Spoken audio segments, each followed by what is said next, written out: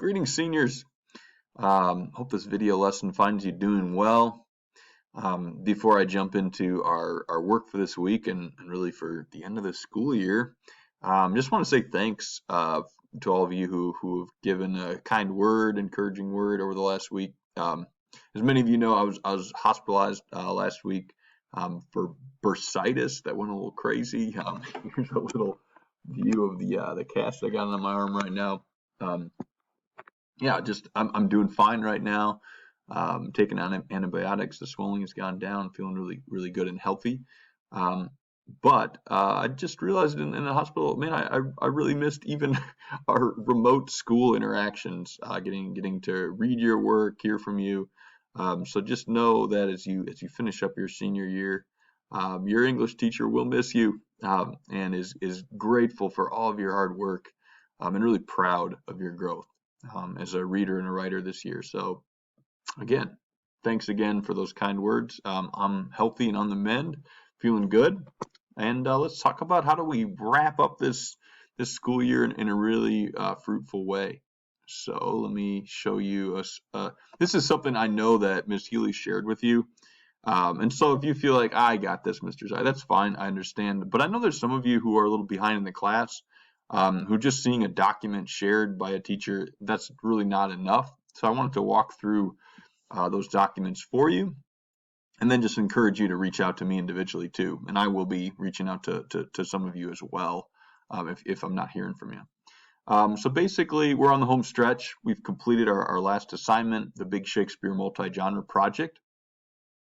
So there's really just two paths, two ways to the end of the school year for English, for AP English. One is if you have yet to complete all of your Shakespeare multi-genre project, that is the big standard for quarter 4. And so that's what you want to be working on. And one thing you'll notice if you dug into those documents that Ms. Healy sent out on Schoology last week is that I've created a little sequence. You probably noticed, I've been creating all these video lessons, Screencast-O-Matic, and uploading them to YouTube, but it's kind of a mess trying to figure out, well, which one is which. So I thought it'd be helpful to sequence them in order.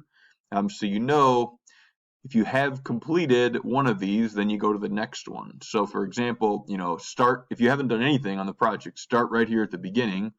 You're going to pick a movie version of the play. You're going to write a letter to me and your experience with that. And then you're going to go, through the rest of these in order, right? And if you've done some of them but not others, just dip in where need be. And note at the bottom right, there are lots of documents and resources that are referenced in the videos, and all of those can be found in the materials section of Schoology. So just hop on to Schoology Shakespeare Multi-Genre Project, and you can find all the docs that you need. And obviously, if you couldn't find something, just email me and I'll make sure to get it to you ASAP. So that's really for folks on that's way one. Honestly, I know some students have said, hey, what about this standard or that standard from earlier in the year? If you are completing the Shakespeare multi-genre project and you're doing it well, you're going to make up standards that you might have missed from past assignments, like some of those revision statements, assignments, and things like that. So I really wouldn't stress right now about older standards for English, for AP English. I'd really focus on this current one. And like I do often, I will go back in and update and give you credit for standards for passing this big project standard, because it's one standard, but it hits on a lot of different skills we practice throughout the year. So that would be my main advice for you. If you have yet to complete it, take the time to do that. That's your main focus over the next couple of weeks. For those of you who've completed the standard, you've gotten your feedback from me, your final grade. Bravo to you. It really has been fun reading those. You're really focused now on doing some creative work, having some fun to close out the year, right? So a number of you have already had a chance to look over one of your classmates' multi-genre projects, their Shakespeare project. And so if you haven't yet done that, do that. They're uploaded. I'm uploading them as they come in to Schoology. And then you have a couple options here for response. You could do a Flipgrid book talk on it, really recommending, hey, this is why you should check out this play. and this student's interpretation of it. It's really cool. And give some examples, quote from the text, etc., like we often do for Flipgrids, for book talks, I mean. Or if you wanted, you could write your own creative writing piece that's inspired by what you read from that project, and using any of the genres we did this year. So that would be a good way to go too. So that was last week. This week is kind of fun. I know some of you, I think actually all of you who had me last year are familiar with this. There's a website called shortstoryproject.com, and I'll just click on it really quick. It's a really cool site. It's got this vast library of short stories, lots of different genres. If you click here on library, you can see just all these different genres, different cultures, different languages that are translated. Really cool. And also they tell you, about how long you're looking at, for a commitment of time. Usually you go anywhere from like 5 minutes to 30 minutes for a short story. So I'm not asking you to do, massive amounts of work, but I want you to stay engaged with the course and pick something that's interesting to you in terms of fiction, which was a unit we recently completed. And then, like we did earlier, you could do a creative response to that. That would be fantastic. Or if you'd like to do a Flipgrid book talk on that, you really pump that story up and say, here's why other classmates should read it. That's also great. So that's really by the end of the week.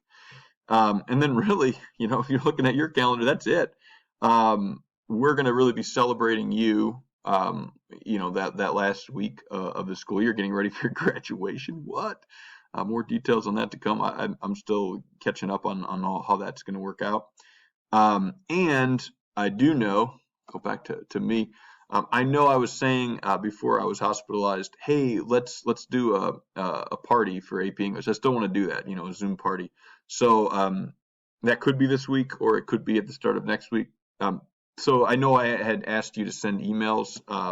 What are good times for you? If you would do that again, just for AP English party, I think that would be great. Because we should celebrate the good work we did. You finished your AP exam. You worked really hard this year. You concluded an advanced placement class remotely. All those things are little feathers you should put in your hat. And I want to celebrate you and your good work. So let's do that. It could be this week.